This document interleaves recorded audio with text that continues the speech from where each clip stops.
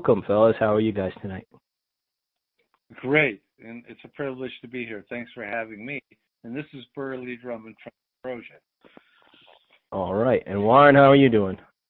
I am doing good, and nice to meet you, Burley, and looking forward to getting to know you a little bit. Oh, Warren, I'm looking forward to the same. I got to just say that you said tomorrow never comes. Never. Tomorrow never knows. Tomorrow never knows. Excuse me. We do that song. That's okay. A band wow. You may know the band Ambrosia. We actually have done that song because we play this festival, or this it's a festival called Abbey Road on the River, and we've done it maybe three times now, and we always do that song because I insist on doing that song specifically for the drum part, because the drum part is just outrageous. Yes, it is. And just to let you know, that's my favorite Beatles song. Well, it's a great one. And you know, when you think about it, it's hard to imagine that that's the same group that did Yesterday, or, you know, the early songs like She Loves You. And then, you know, here comes this one song that's in one key the whole time. It's amazing, you know. I mean, in one chord. Yeah. If you have a recording of that one and you send it over, I'd love to add it to the show. Oh, you know, I don't possible. know if we do. I'll try. I'll see if we do. All right, that would be awesome. I would love to hear that. Your other covers are so good, as are your regular songs. But could you tell us a little about your recent tours? I saw you guys with the Tin Drum Band, and I know you went on the road with Ambrosia again. So what has that been like for you? How have the shows been and such? Well, Ambrosia is great because there's two sides to Ambrosia now. I mean, when Ambrosia plays by itself, you know, we get to do our hits, but we get to do our deeper tracks and some of the prog and some of the rock tunes, some of the new tunes. So we get a very balanced presentation, and people have been extremely receptive to that. But then, excuse me, we've also been doing this Ambrosia and Friends thing, and we have quite a history of doing that. Ambrosia is one of the few bands that has been able to do our own show and yet incorporate other artists within our show. And we have had the likes of Christopher Cross, Dave Mason, Edgar Winter, Michael McDonald, Peter Beckett from Player, John Ford Coley, Robbie Dupree, Elliot Lurie. I mean, it goes on and on and on. We've had so many people be guests within our set, which is kind of fun. So we call that Ambrosia and Friends. And we do those shows, and they're very, very popular. Well, I enjoyed the Tin Drum Show. I know I'd love to see one of those. Like, what a treat to see one of those guys come out with you. How did Tin Drum come about? Because that was when I saw you, that's who you were playing with, and I really enjoyed it. Oh, thanks. Well, okay, so Tin Drum, when I met my wife in, I think, 83, or we got married in 83, she's an incredible keyboard player and singer. In fact, she plays and sings with Ambrosia now. But so during her, freelance time in Los Angeles, when we first got married, she recorded with Pink Floyd, and she played with Animal Logic, and several, great bands and recordings. She toured with Jimmy Buffett for 5 years, and was his vocal arranger. But we got to the point where between her and I, Ambrosia was on a break at this point, and I was touring with like Jim Messina and the Lost Dogs and Mighty Mo Rogers. So we had a son who was very young, and we were handing him off to each other in airports. She would be coming in, I'd be going out. Hey, hi, honey, oh, I love you. Here's our son, And it just got to the point where we weren't spending enough time together. And we definitely weren't making music together because we were involved with all these other acts. So we decided that the only way that we would be with each other would be to do music together. And so we started Tin Drum. And Tin Drum, we did 3 albums. We got a great, we were always in the top 10 of independent releases and things like that. So we had 3 albums: Real World, Small Parade, and Where Have You Been? And we really treasured that, and it was a great period for us. So well, it's great that you guys brought all that talent together and your family together, and it showed when I saw you. Like the vibes of that came through. It was a really wonderful show that I saw over in Camarillo. Oh, yeah, thank you so much. What's neat about it, I mean, what the next chapter of Tin Drum will be is, I think we'll include our children more, because my daughter's 22, my son's 32, and they're kind of the new improved models of what we are. And they're both fantastic musicians. As you saw my daughter sit in with us probably. Yeah, she was at that show. I got to meet you guys for a second before the show, which was a lot of fun. Right. So I'm really looking forward to that. I mean, you don't hear about many family bands these days. I don't think you hear about many. I mean, probably since the Partridge Family. I don't even know. I don't even know if they were a real family. I doubt if they were. But so I think we want to do something as a family musically, which might be kind of a unheard of thing to have happen. So. Well, it definitely worked. I mean, it worked there. I just wanted to ask you one thing before I turn over to Warren. I know you mentioned Jim Messina and the Lost Dogs. You have so many different great bands you're playing with. How did that come about, and a little bit about that? Well, Jim Messina, I mean, obviously from Loggins and Messina, is a great writer and an amazing guitar player. So a friend of mine, several friends of mine were playing with him, and he needed a drummer. So, I went up there and played, and we hit it off, and it was all good. I got to say, I mean, people always think of me, firstly, as, the member of Ambrosia, but probably my 3 greatest accomplishments in my mind is Tin Drum and the Lost Dogs, which was like the traveling Wilburys of the alternative Christian market. So you had the leader from Daniel Amos, the leader from Adam Again, the leader from the 77s. You had all these great writers, musicians, singers. They were all the leaders of their own bands, and they came together. And I think I played on like 4 or 5 albums, and it was probably the most exciting recording experience I ever had, because they would just let me hear like the first maybe 8 bars of the song. They'd record everything. I'd be the last thing to record, and they'd play, and then I'd go out, and they just wanted me to react, to not know the song, but to play the song and just react to what I was hearing. And it was so exciting, because you're on the edge of your seat. You're not trying to duplicate something that you've already played, to get a better version of it. You're playing it for the first time, and it was so friggin' exciting to record that way. So I hold that in a very special place. And my third thing mentioned. I apologize. Please continue. I'm sorry for jumping in. Oh, no problem.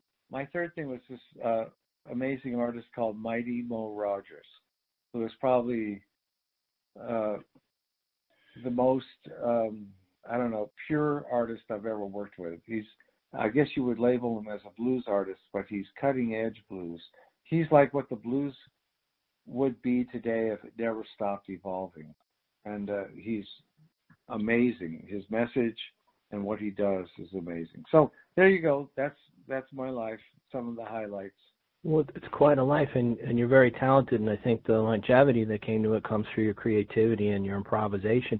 But you mentioned in there something I didn't know. You mentioned that some of that was Christian music. That touches me deeply because my heart's in a lot of that. Like, I didn't realize that. Oh yeah. So that's funny that that's kind of a I'm not sure how to describe it. I believe I have strong beliefs. I play for a lot of religious settings, and I don't usually subscribe to 100% of what they believe in, especially when there's anti-gay sentiments or I don't know, racial. But I think everybody has some good in their belief, and that's what I support. And I think it's, I think, how to say this? It's like I definitely know there's something beyond me, and there's something that I need to seek. And it's like I'm always reflective of. I heard this tale of the Buddhist monk who had a student, and the student asked the Buddhist monk, "How hard should I be seeking God?" And the monk, they were sitting on the side of a river, and the monk took the boy's head and put it under the water and held it there until the boy was panicking, and he pulled the boy up and he said, "That's how hard." So I'm always aware that I'm not seeking that hard, and I'm worried about it. I don't know if that makes any sense at all. Well, you seem like a seeker, and it makes sense. Yes, it does. Made sense to me. Well, God is within us. So I really cherish the Eastern approach of respecting the God within the man. And my son, he's 32 now, but when he was in first grade, we were driving and he was in the back seat, and and he asked me out of the blue. He goes, "Dad," he goes, "Some of the kids at school say there is no Santa Claus.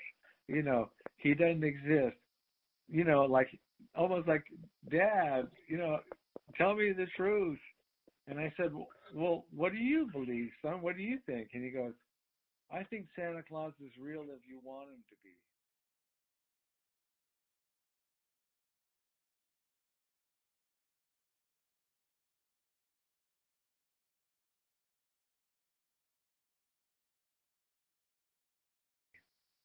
And then I asked him, I said, "Well, son, what do you think? What do you think? What do you think God is?" And he was quiet for a minute, and then he goes, "I think God is the way we treat each other." And that to me kind of sums it up. Yeah, it was a good answer. From a child. Respecting the God that lives. Yeah. I'm glad you brought that up. I didn't know that you guys had gone into that avenue, and I know my friend here, Sir Warren Brown, was chomping at the bit like the monk was trying for air when his head was underwater. So I want Warren to pick up here, and he's got some things to ask you. Great stories. Great stories, Burliegh. I thought they were great. Go ahead. I'm sorry. No, I'll go ahead, Warren. All right. Oh, well, I'm a big Beatles fan, so most of my questions are going to be Beatles related. And you mentioned Tomorrow Never Knows that you do in your shows. You also covered Magical Mystery Tour? Yes, we did. And do you want the story for that? How that came about? Yes, sir. That would be great. So we were signed. Our first record deal was on a label called 20th Century Fox, and we were signed by the president of that label, whose name was Russ Reagan. Now, Russ Reagan discovered, he was more influential in the music business than most people know. He discovered Elton John. He discovered Neil Diamond. He discovered Olivia Newton-John. He discovered Barry White. That's pretty broad range of, and yes, it is. You could say he discovered Ambrosia. So we had done some demos for A&M for Herb Alford, and Herb Alford passed on them, but Russ Regan heard them, and he heard something. So he signed us, and then in the course of doing demos for our first album to pick the songs from all the demos, Ambrosia did about 50 demos. And he came into the studio and he listened to them all. He listened to all of them. And out of those 50 demos, he picked 3 songs. He picked Nice, Nice, Very Nice, Holding On to Yesterday, and Mama Frog. And we had country songs, we had pop songs, we had jazz, we had everything. We had the gamut. But he picked those 3 songs and he said, "Give me an album of like this." He goes, "I don't have this." He goes, "I have country, I have pop, I have rock, but I don't have this. This is something unique." So we were delighted. So we went and finished our first album, with Time Waits and all those, Make Us All Aware, because of his basically pointing us and validating what we were doing. So our first album came out and we had a hit with Holding On to Yesterday.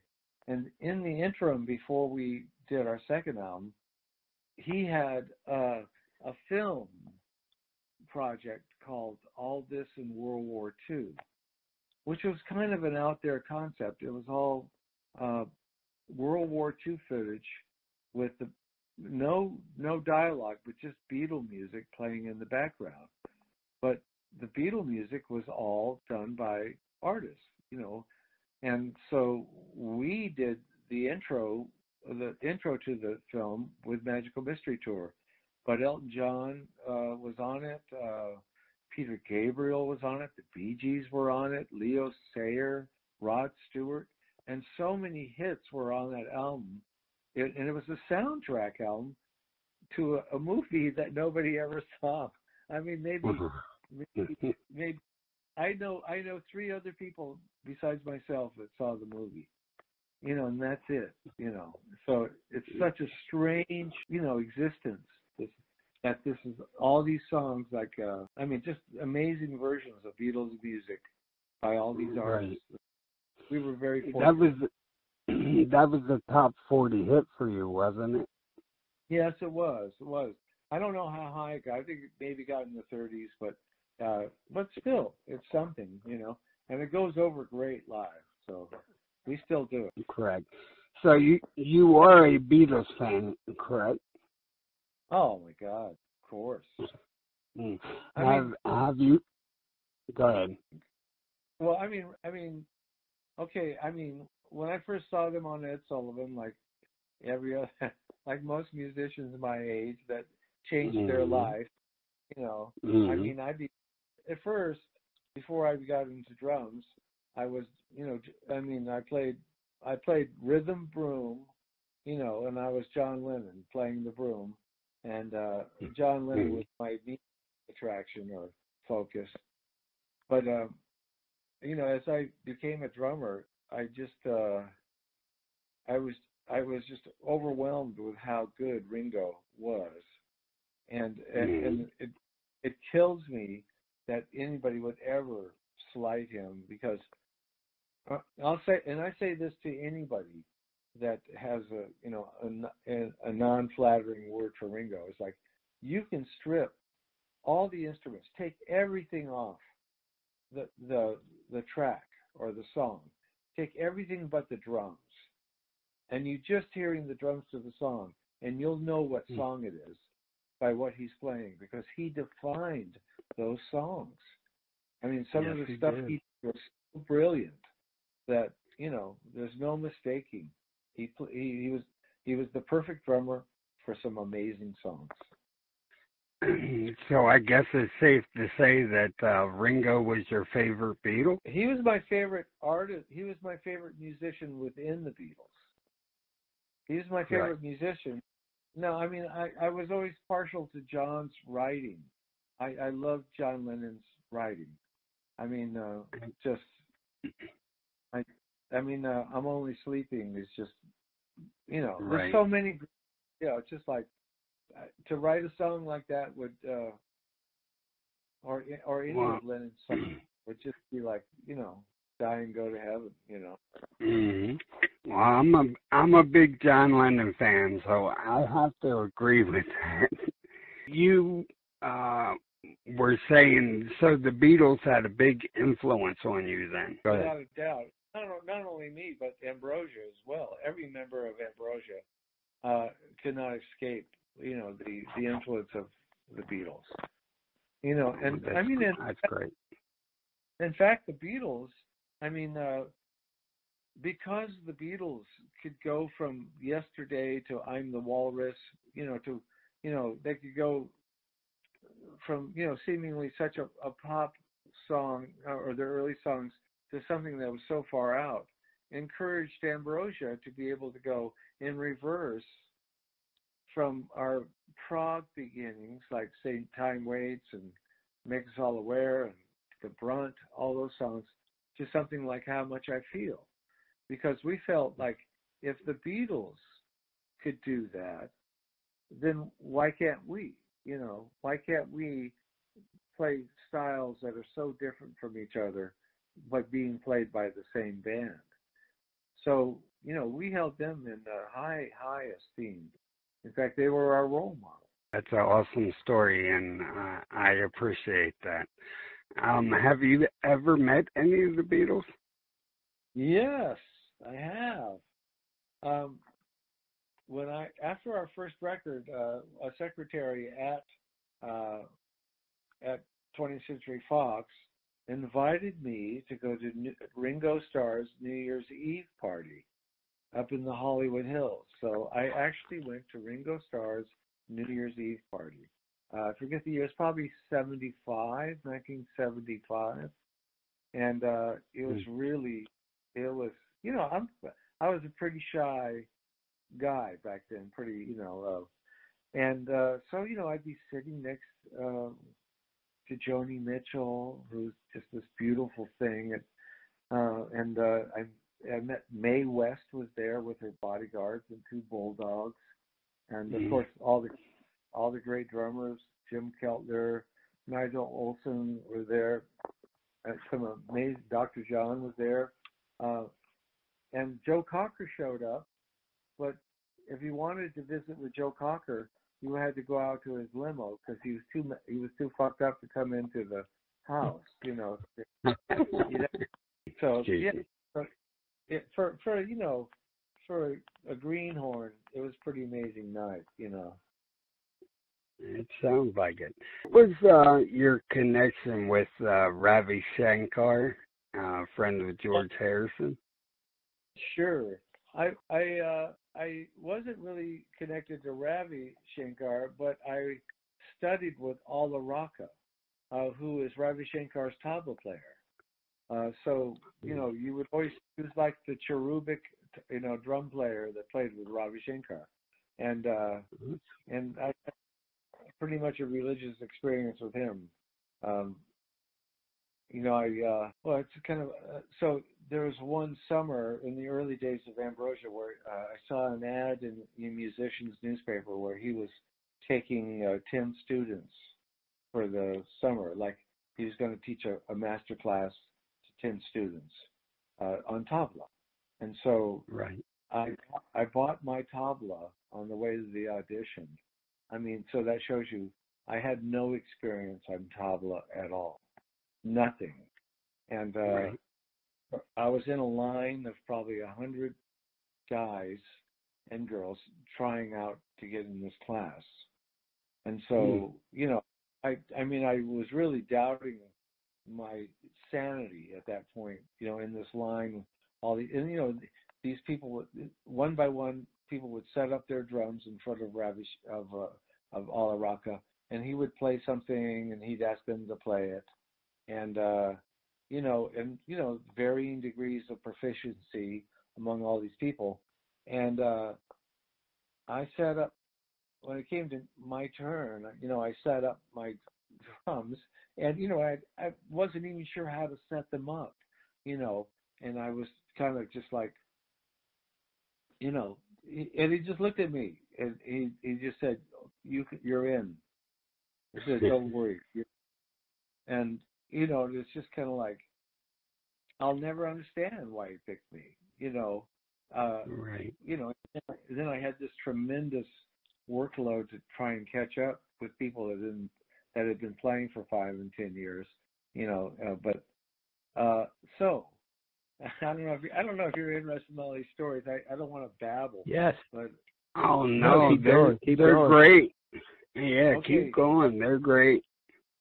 So there was one lesson that it's like it was a group lesson. We were all playing, and I had really come along. I was doing okay, but this one lesson, I had a girlfriend at the time, and her old boyfriend was in town, and she wanted to see him, and so I was kind of messed up about it, I look back now and think how foolish it was, but at the time, I guess I was insecure or whatever. So I go to my lesson, and I wasn't playing very well, and so at the end of the lesson, he goes, Mr. Drummond, he goes, I need you to drive me. I need you to drive me home. I'm going, what? Okay, sure. And as we're going out to my car, I look in the lot, and there's his car right there. It's like he obviously didn't need me to drive him home. But we get in the car, and this is Alla Rocca. This is probably the greatest tabla player in the world, and I'm driving him home, and he immediately starts in on me like, what is wrong? What is wrong with you? And I'm going, at first I was kind of taken aback, like, what do you mean? What do you mean? And he goes, tell me what is wrong, and so finally I say, my girlfriend and her ex-boyfriend's in town, and he goes, do not love her, love me, love the tabla. It was like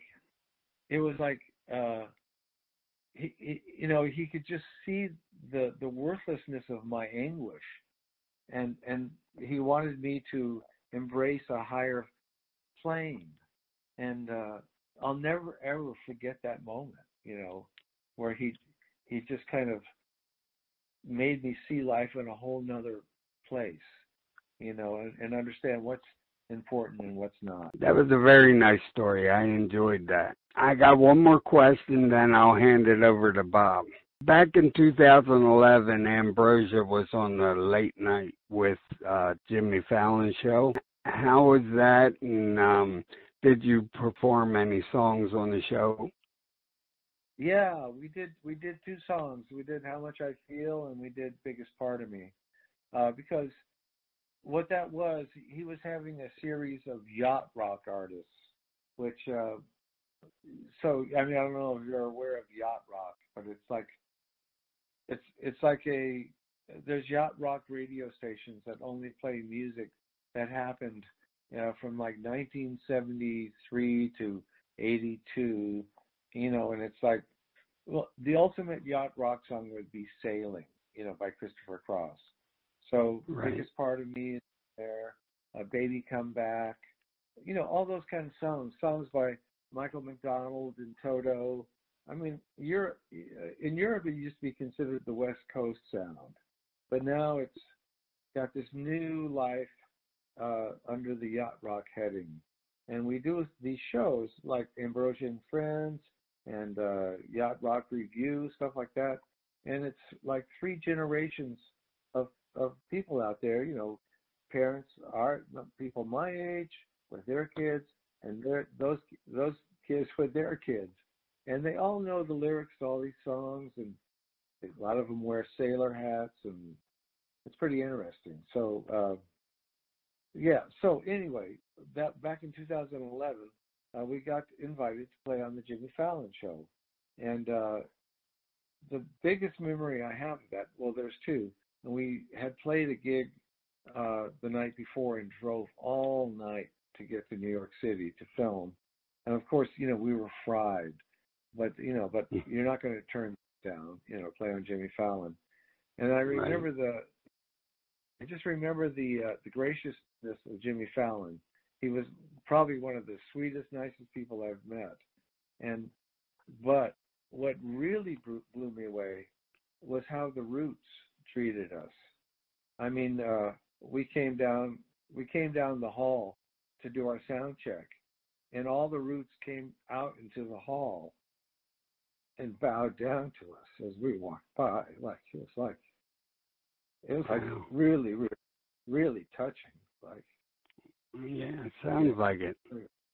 Yeah, because their musicianship is amazing, and I mean, and so to be honored by them was a real one of the high points of my career. So anyway, that's great. That's great. Yeah, appreciate you letting me ask a few questions of you, and I'll hand it out to Bob from here. Okay. Well, pleasure, Warren. Thank you. Hey, Bulldog, your turn. All right, thank you. If Rabbi Shankar wanted to look up his friend George Harrison or the other three Beatles, do you know, fellas, where he might likely go, especially if he was somewhere on the internet? He would probably go see Lovely Rita at the Beatles magazine. Burliegh, have you ever seen Beatles magazine online? I haven't yet, but that's can I do. Well, have we got a treat for you? Beatles magazine is a publication with 370 million visitors in all their pages, read by thousands of fans around the world every day. The news is updated every 24 hours with audio, video, photos, interviews, contests, and additional material and more. Follow Beatles magazine, the most complete online coverage, 24 hours a day. And how many days a week? 8 days a week. That's right, Warren, you were on the ball with that one. And we got to bring Burliegh in there to check it out because he loves Lovely Rita because she's so good to us. Now, what I was wondering, I know you're running around Southern California, and you mentioned so many great musicians, and as you were mentioning some of them, I was waiting for a name to turn up. So I was wondering if you had any stories about Bob Dylan or his influence on you. I do have. I've never been fortunate enough to play with Bob Dylan, but when Ambrosia was in London recording our last album with the original group, it was called Rhode Island, and we recorded it in London. I happened to run into Jim Keltner, one of my drum idols, who obviously played with George Harrison and you name it. He's one of the most recorded drummers of all time, and he was playing with Bob Dylan. And so he invited me to the show. So I was close enough to the stage, and I could not believe how they went from song to song. They would finish a song, and Bob Dylan would just start playing another song. And the musicians, you could hear the musicians talking. I was close enough that I could hear the musicians talking to each other, going, "What key? What key? What key? What?" Bob Dylan didn't tell them anything. They had to figure it out on the spot. What was going on and how to play. And I was amazed. Because I mean, every band I've been is, rehearsed and everybody knows their part to some extent. But these guys were totally, figuring it out on the spot, and it blew my mind that they could do that. No, as somebody who plays on their level, I'm just like a fan. I'd be watching it. But for somebody like you, I'd like to pick your brain. Like you alluded to it a bit, but what is it like for them to be on stage and have somebody of his caliber doing that? Like even though they're so trained and they're so talented, how challenging is that to jump into the song, and why might Dylan do that, in your opinion, from what you see? I think Dylan did it. I mean, it's like when I mentioned that recording with the Lost Dogs. I think Dylan was tuned into that the spontaneity is probably the most exciting part of music. Playing things, without any premeditation. So you're just reacting to what's happening at the moment. It's very it's what the best of jazz is, where jazz is just spontaneous conversation between musicians. I mean, I think that's what Dylan was going for, is just to get, and with players that good, that are that well trained and that well versed, you're going to get great results. There might be a bum. I mean, there's going to be a bum note, here and there, but the overall end result is going to be a very high standard, and it's going to be very expressive because it's coming from a total.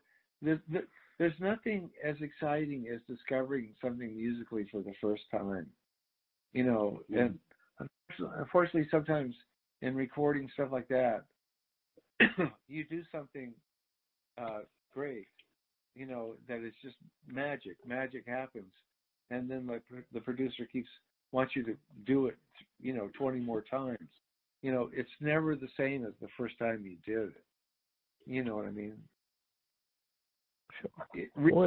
You talked about improvisation, so you must understand, this point of view from Dylan pretty well. The way you were talking about, straining at the kit and jumping into songs, it sounds a little bit along those tracks. Yeah. Oh, absolutely. I mean, there's pros and cons to both, and I totally appreciate people that work out every note to the nth degree, and but there is something that's very, what makes Keith Moon so exciting? You could tell a lot of what Keith Moon does, he's doing for the first time. So keeping it fresh. That's an amazing thing. And now, I'd been looking up some of your influences and to seeing if this is accurate. I hadn't heard you talk about it, but were you guys very influenced by King Crimson? And I saw something about a show you went to see them, and I know they're progressive rock and probably pretty spontaneous. Did they have a big effect on you? Oh, huge. I mean, before King Crimson, the band was kind of a pop, even slightly country-ish band. And then after seeing King Crimson, it was like, the band was wanting to take on the world, and progressive music, was like the quest at that point, and King Crimson, the first King Crimson record was probably definitely in the top 5 influences on Ambrosia. Did you just listen to them, or were you able to interact with them and ever meet them, or? No, we never met them. We did get to meet members of Yes later on. In fact, on the Yes cruise, there's a Yes cruise, and they especially invited us to be on the cruise because they were always fans of Ambrosia. And I've discovered that I've done a lot of European tours with blues artists, different artists that I've recorded for, and I've had a lot of musicians over there that totally unexpectedly would come up to me and say, Ambrosia's early prog days, that was a huge influence on them. Now you've been talking a lot about people who you saw and helped you grow and you learned from and they influenced you. Have any people come to you, I'm sure there's been many, but come to you and said, by listening to you and your style and the way you guys changed and you tried to be on the cut, not tried to be, but I mean you're always moving towards seeking and being on the cutting edge is a better way to put it.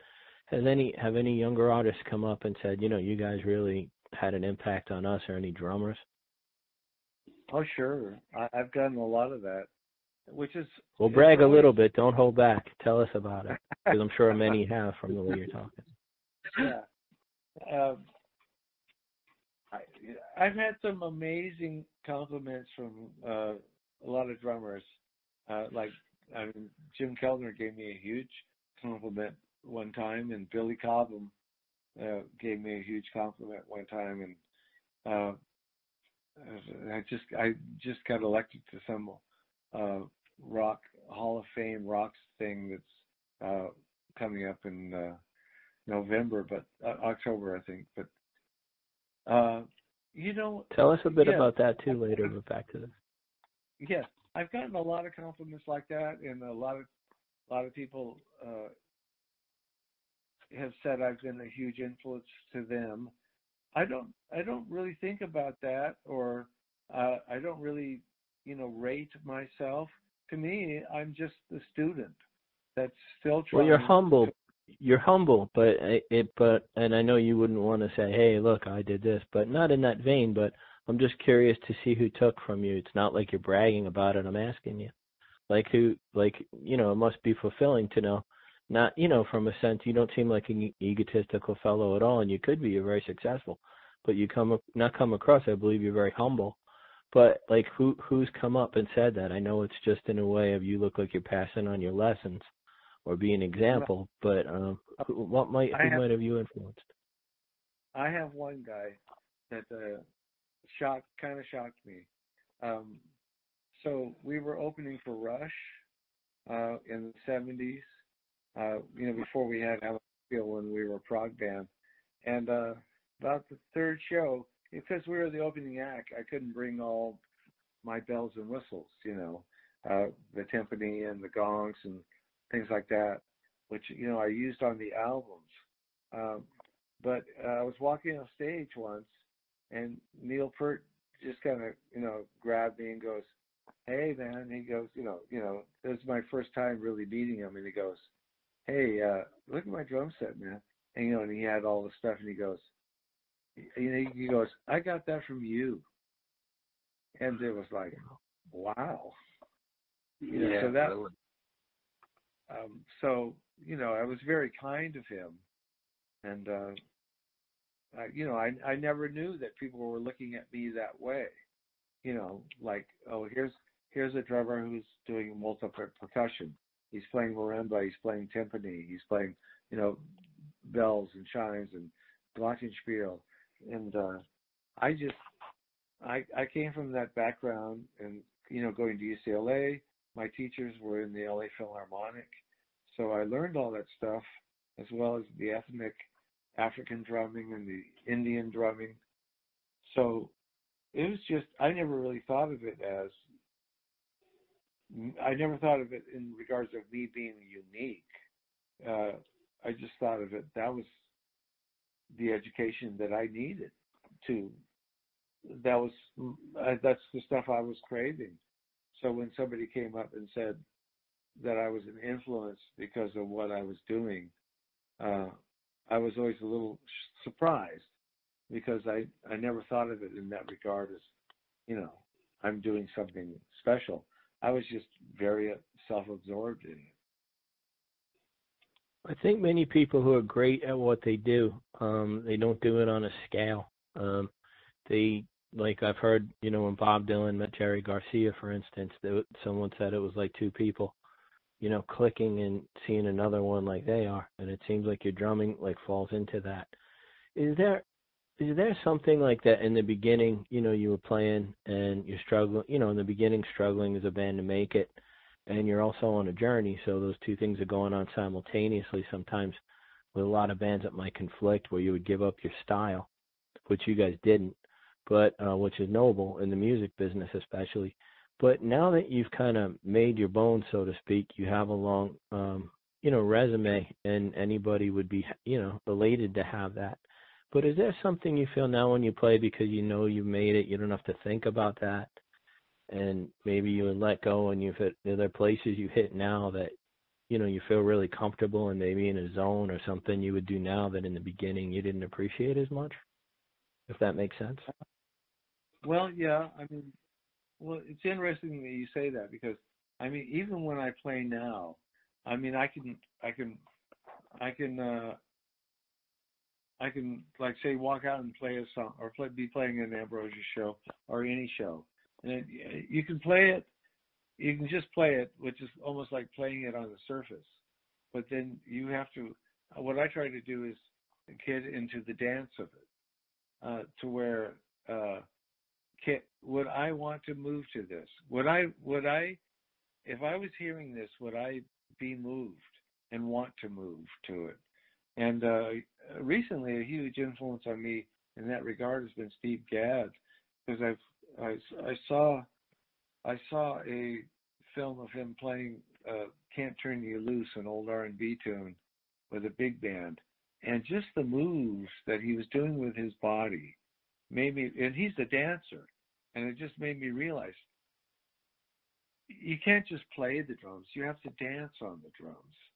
You have to create the subtle motion of movement within your body that's going to express itself through the drums and translate to somebody out there to want to connect to them, so that they are encouraged to move too. There's so many different levels of drumming, yeah, or playing any instrument to that degree. In that respect, you can play it on the surface, or you can play it below the surface. And when you're below the surface, you're communicating to somebody's body, and that's what you want to do. So it's a deep connection, and that seems to be a thread through everything you're saying. I know Warren's getting ready with his next question. That's just a little heads up to him, but as you're a fan and you hear names, you can't help sometimes but be, you wonder about those people. And I know you guys toured with some really other famous bands like Fleetwood Mac, Heart, the Doobie Brothers, and things. And I was just wondering, when you guys go on tour, people think of, these people as stars, because sometimes the music touches you and it brings you to another place. And you guys are really human beings, and as well. And I was just wondering, what is it like, you're playing with a name like Fleetwood Mac, and you guys are extremely successful. And is there a difference, in the minds of the fans? We think of these people, you pick up a magazine and they're in there, or, the times you saw the Beatles when you were younger. And, we still have some of that as fans. And I was just wondering, the difference, because you had talked about traveling all night to New York, and the difference between, the Fleetwood Mac you see in a magazine or the Ambrosia, to what the actual experience is sometimes like, and you're still trying to hold on to your art. So if that just sparked any thoughts in you, I was just wondering if you could speak to that a little bit. Well, I'm not going to name names, but I've met all kinds of musicians and artists that I've respected musically, and you get to know them, and maybe you lose a little of that respect, and some you gain more respect for. For instance, Michael McDonald is probably one of the nicest, most respectful people I've ever known. He's, just all heart and soul, just beautiful person. So I don't think fame or success has changed everybody. I think it's changed some people, but I found that, to me, the ones that were really, really genuinely talented and worked their what's off to get there, like a drummer like Louis Bellson or somebody like that, or Jim Keltner, they're usually the most down-to-earth people you're ever going to meet. Mm-hmm. Sometimes the trappings of being a public figure or constantly in the limelight can take its toll. because you're really. I think every person needs space and time to come down from that platform, or that stage, to be just basically human and not have to live up to anybody's expectations of what they are, who they are, and not be the star. And I think I do feel sorry for people, for musicians and and artists, that you can see when an artist is not getting that time, because it's hard for them.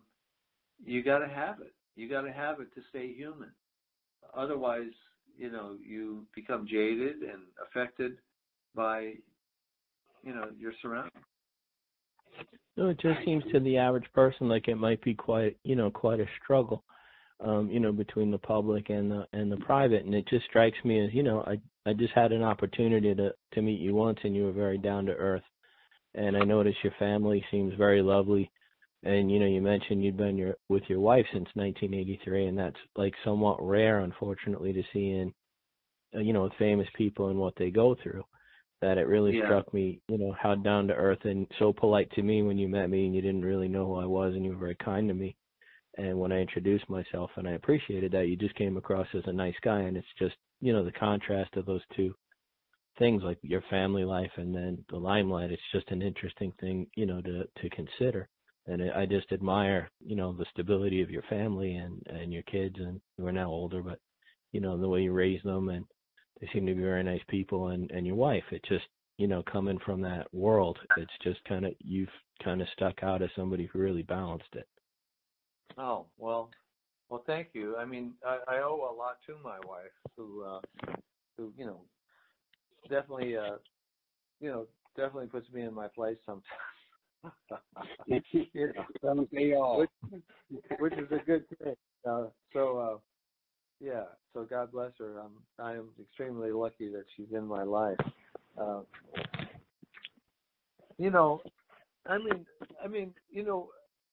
I chose music, or music chose me, or however you want to look at it. But a lawyer, there's people that that are lawyers that have invested the same amount of energy, and just in fact, I think it's so funny, because there was a period where rock stars were the kind of like the attraction for women or whatever, but there was a period where successful lawyers became the rock stars, where you learn, okay, a rock star, who cares? I want my lawyer. So I think everybody who strives to achieve or accomplish something in their career is just as valid as any rock and roll star. So it's, sure, and it's a great answer. It's just that it strikes me that so many people can't balance that, and you seem to have done it, which I think is an admirable thing. It's just something that stuck out to me when I've watched and listened to you, and that's 1983 to now is a good track record, and your kids seem like very nice, well-adjusted people, and it's just in that business that it seems to be so much temptation, and understandably people struggle with it. So you kind of stood out in that. So I just kind of wanted to pick your brain on that a little bit. Yeah, well, I think it's important to always realize, how fortunate you are. I mean, I may be a decent drummer, but man, I've seen drummers in top 40 bands and casual bands that that are amazing, just phenomenal. So I can't, I'm good, but I've seen a lot of other talent out there that to me is just as good. And maybe they didn't get the break I got, but maybe they're happier doing what they are doing than they would be, in some band, some rock band that had a top hit and broke up and argues and goes to court all the time. Who knows? So it's like, I think we just all have to appreciate the life we have and respect it and take, not so much look at somebody else's life as, oh, I wish, just make the most of your life. I It's an agree excellent with that. perspective. And Warren, we're going to call you back now. I know you had a couple other things you wanted to ask. Yeah, I just have a couple more quick little questions. I understand that you worked with Zubin Mehta. Oh, yeah. Well, okay, Zubin Mehta, he was the conductor of the LA Philharmonic at the time. And so we were discovered originally by the chief recording engineer of London Decca Classical Division, doing a sound check for a sound system at the Hollywood Bowl. A friend of ours was trying to get the Hollywood Bowl to use his sound system, and he used us to come play for him to demonstrate it. So during doing that, this Gordon Perry attached himself to us, and we met every great classical conductor of the period: George Solti, Zubin Mehta, great composers, Lucas Foss, and we were featured in some of the LA Philharmonic shows because of that. It was just a very heady time, and Zubin Mehta came to our shows, and, he would give us advice and things like that. That was pretty special. One guy I have to mention that was a direct result of that is that we formed a very deep relationship with Leonard Bernstein. And in fact, really, we were buddies, and we'd hang out and argue and drink too much and things like that. In fact, I even dated his daughter for a while. So, yeah. So we owe a lot to him, and plus, we saw every orchestra that came through the Hollywood Bowl, and went there like 2 or 3 times a week to see the concerts. It was pretty quite a learning period for us. That's great. You basically answered my next question, and that was about the Hollywood Bowl. So I'll give it back to Bob, and we can go from there. Thank you very much for answering. You bet, man. Well, you've definitely been an extremely interesting guest. Maybe sometime in the future, if anything else is coming up you want to talk about, we'd love to have you on again. But if people are listening in and they'd like to find some of your CDs, upcoming shows, and the different bands you guys play with, how would they go about finding that? Where can they find you on the web? Or yeah, well, Ambrosia is ambrosialive.net. Tindrum, tindrummusic.com. And my wife and I are both playing with Bill Champlin from the Sons of Champlin, and he Chicago. So I think it's BillChamplin.com, and tindrummusic.com is probably the main one for the studio and all that stuff. If you just type in Burliegh Drummond, something will come up. Sure. And I know we've been closing the shows with like a Beatles song that was right near the end of Abbey Road, and we try to send it out as a nice little message to everybody as we close the show. So I was wondering if you and Warren would be kind enough to give us your rendition of that one of the end. I'll give it a shot. And in the end, the love you take is equal to the love you make. There you go. Beautiful. Right. That's a good way to close it out. Thank you for being here and for all your insights and sharing your career and life stories with us, and I know I really enjoyed it. How about you, Warren? Oh, I loved it. It was great, and it was nice talking with you. And thank you for answering my questions. Hey, it was a pleasure to be with both you guys. You guys take care.